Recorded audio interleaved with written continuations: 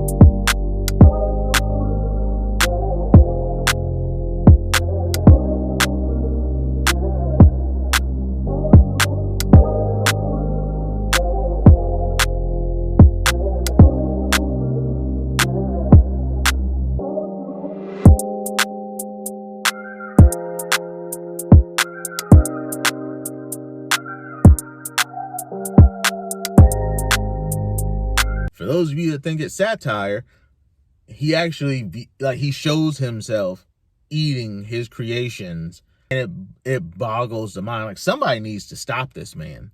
Like I've never heard of somebody getting, athlete's foot in their intestines, but he's gunning for it. It's either that or he has the strongest immune response of any human that I've ever seen in my entire life. Like his immune system must be made of vibranium. Like his lower intestines must be adamantium. Like food poisoning fears him. And it's more of like a Rochambeau of his videos, because I went and I viewed his TikTok, and I don't know why, but for the life of me, these videos keep having me go to that crazy barren hellscape that is TikTok. And I viewed some of it. Some of them are pretty decent. Some of them are quasi-normal. And then you have some of them that are like this.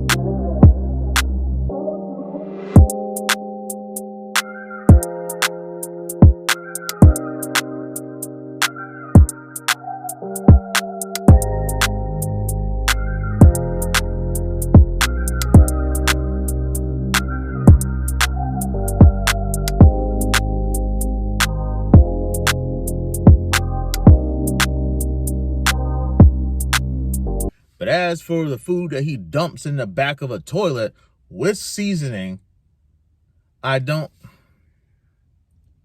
The man measured out seasoning and dumped it all in the back of the toilet tank. Cooked the food in the toilet tank, and then he ate it. Like, this guy should be wearing a biohazard suit. I don't understand what's happening. Like, what is going on? How is this allowed on the platform? Like, you can't even say certain words, but you got this guy grilling on bathroom floors and doing outrageous things with seafood. Like, this, it's got to be like food tampering or something. Like, I understand he's eating it himself, but there's got to be some kind of law. But there's only so much of it that I could watch. Like, I've seen a lot of things on the internet, things that have turned my stomach, things that have made me sick. But this is the first time that I've seen something that literally almost made me vomit while I was watching it. Like, this guy could have his own cooking show. Like, he could be, the next Gordon Ramsay, if his cooking show was based in prison or in the zombie apocalypse. But I'm gonna make this quick one because it is 6 o'clock and somehow it's already pitch black. So like and subscribe, and I'll catch you guys in the next one. Peace.